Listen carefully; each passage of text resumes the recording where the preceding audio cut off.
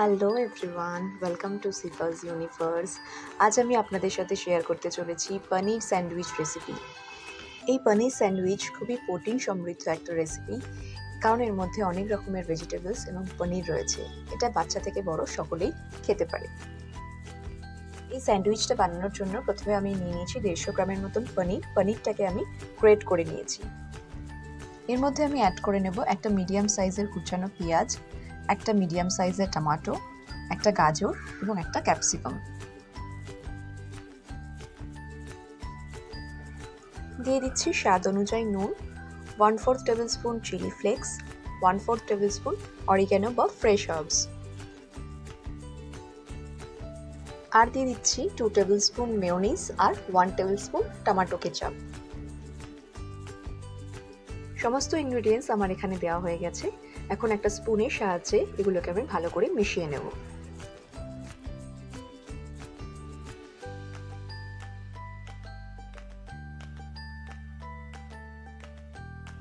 স্টাফিংটা আমার হয়ে গেছে, এখন আমি ব্রেডগুলোকে রেডি করে নেব।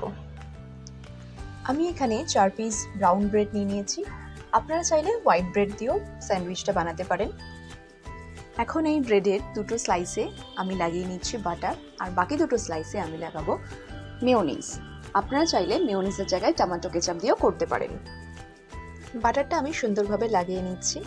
আমি এখানে খুব বেশি বাটার বা খুব বেশি মেয়োনিজের ব্যবহার করিনি। বাড়ির সমস্ত মেম্বার্সের কথা মাথায় রেখেই আমি এই স্যান্ডউইচটা বানাচ্ছি। আপনারা এই পরিমাণটা নিজেরা একটু বুঝে অ্যাডজাস্ট করে দেবেন।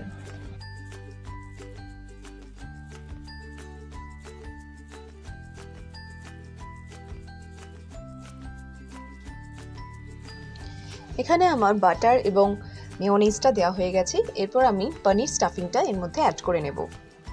দিয়ে দিচ্ছি 1 টেবিল স্পুনের মতন পনির স্টাফিং।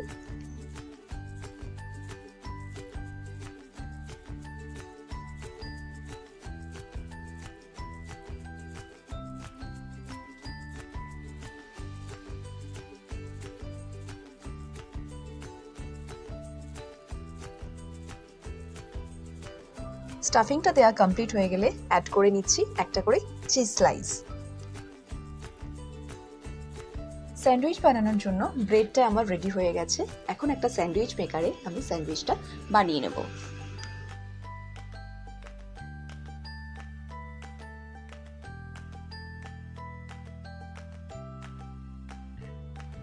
স্যান্ডউইচ মেকারে আমি একটু বাটার স্প্রেড করে নিচ্ছি।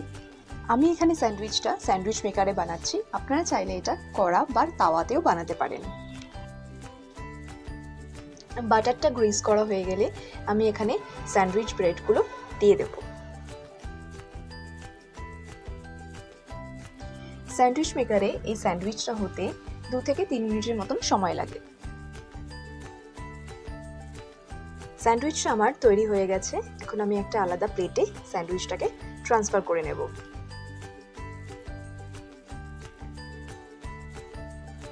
স্যান্ডউইচটা আমার তৈরি হয়ে গেছে। এখন আমি একটা ছুরির সাহায্যে 2 সাইড থেকে এইভাবে স্যান্ডউইচটাকে কেটে নেব।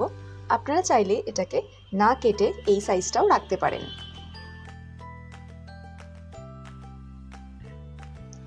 স্যান্ডউইচটা আমার এখানে খুবই ক্রাঞ্চি এবং মাউথ ওয়াটারিং হয়েছে। তাই বন্ধুরা, আপনারাও আর ওয়েট না করে বানিয়ে ফেলুন এই পনির স্যান্ডউইচ। বন্ধুরা, আজকের মতো এখানেই শেষ করছি। দেখা হবে অন্য আরেকদিন অন্য আরেক রেসিপি নিয়ে। ভিডিওটা যদি তোমাদের ভালো লেগে থাকে তাহলে প্লিজ একটা লাইক, শেয়ার অ্যান্ড সাবস্ক্রাইব করে দিও। And don't forget to spread love and happiness. Thank you.